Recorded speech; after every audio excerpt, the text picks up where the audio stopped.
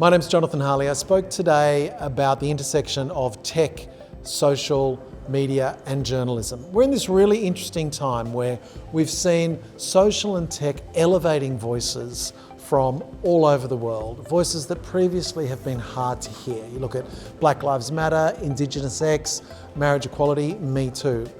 But at the same time, we're also increasingly seeing a muddying of the waters, where tech is also a part of the obscuring of truth and the undermining of trust in news. So today I wanted to unpack that and look at what the future could look like in an era of fake news. I come from this as a journalist by background, but also having worked in tech, most recently at Twitter. And when I was working with news partners across Asia at Twitter, it was really focused on how do you work around audience expansion and product adoption and drive revenue in order to find the new news consumer. Because it actually is clear that millennials will consume news. 46% of the daily podcast audience is under the age of 30, for example. The fastest growing segment for The Guardian Weekly's news magazine is 25 to 35. So there's an audience there. The question is, how do you deliver to them? How do you drive content that is both credible, compelling, as well as driving a conversation piece? And that's what I was unpacking today. Well, the news landscape is a work in progress. All of the traditional business models are being turned on their head and have been for some time now. And there's a real awareness that among newsrooms and news businesses that you can't keep the future at arm's length.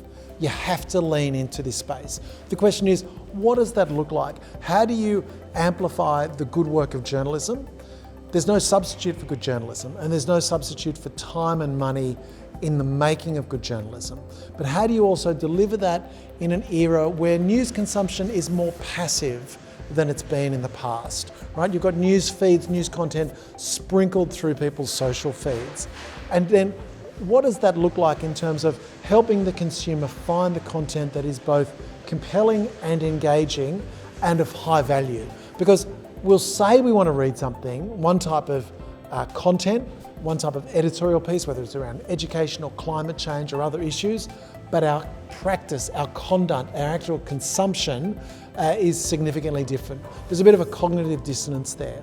So that's why I really focus on these pillars of how do you create content, drive conversation, and undermine your credibility. And part of that is about showing you're working to drive trust and transparency, whether you're a journo or whether you're an executive.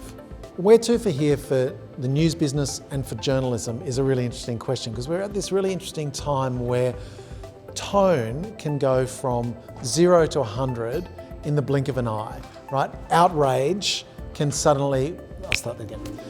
Where to from here is a really interesting question for the news business, for journalism and for news consumers, because we're in this amazing time where even though we're more aware of difference and diversity than ever before, the nature of debate and discussion has become more polarized and more pronounced, and nuance and subtlety is being lost. So in the tone of discussion, it can go from 0 to 100 of outrage in the blink of an eye, in the speed of a tweet.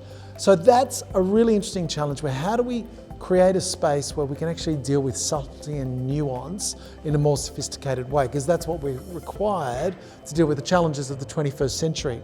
So I think the first step for news businesses and partnership and platforms, tech platforms, social platforms, is the partnership piece.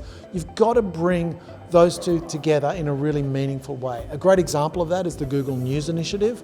They've trained 1,500 journos already this year, and that's a really great play by Google, but it's just the beginning. I think it's just worth recognizing that this is not going to get any easier. It's going to get even more complex with the introduction of AI and tech really being on the side of those who want to obfuscate. There's never going to be a lack of new tools to blur the truth. We need to recognize that, and we need to get together to try and share and solve these problems together.